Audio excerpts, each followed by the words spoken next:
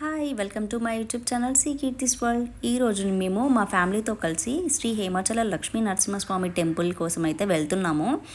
So నేను already ఒక short అయితే అప్లోడ్ చేశాను. ఎవరైతే చూడని వాళ్ళు ఉన్నారో వెళ్ళి చూసేయండి. అండ్ మన సబ్స్క్రైబర్ కూడా అడిగారు, సో ఈ టెంపుల్ యొక్క ఇంపార్టెన్స్ ఏంటి అనేసి అండ్ డీటెయిల్స్ కూడా.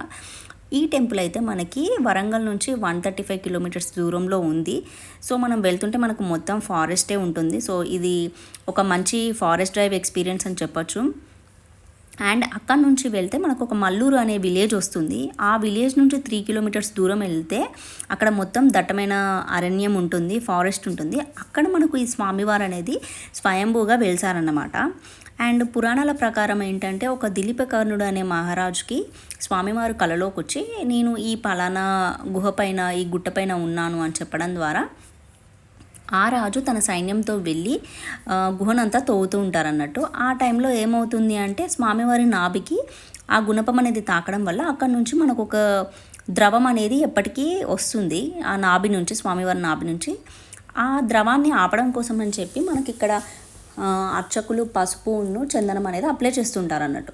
సో దాన్నే పెళ్ళి కాని వాళ్ళు, సంతానం లేని వాళ్ళకి మెడిసినల్ ప్రాపర్టీ కింద ఇస్తుంటారన్నట్టు.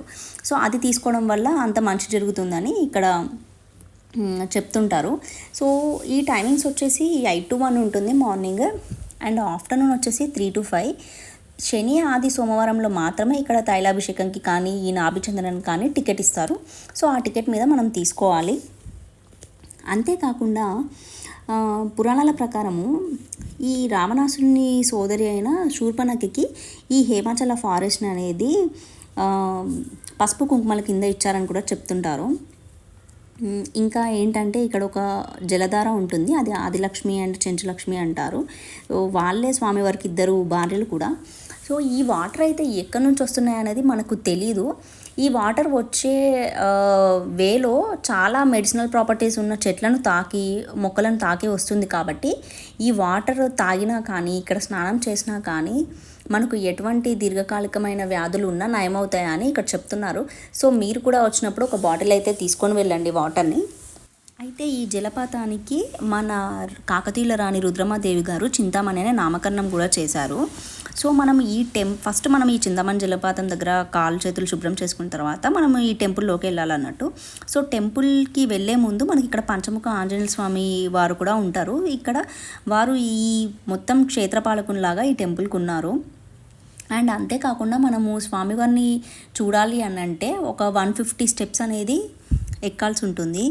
ఇక్కడ మనకు స్వామివారు 9 feet హైట్లో దర్శనమిస్తారు.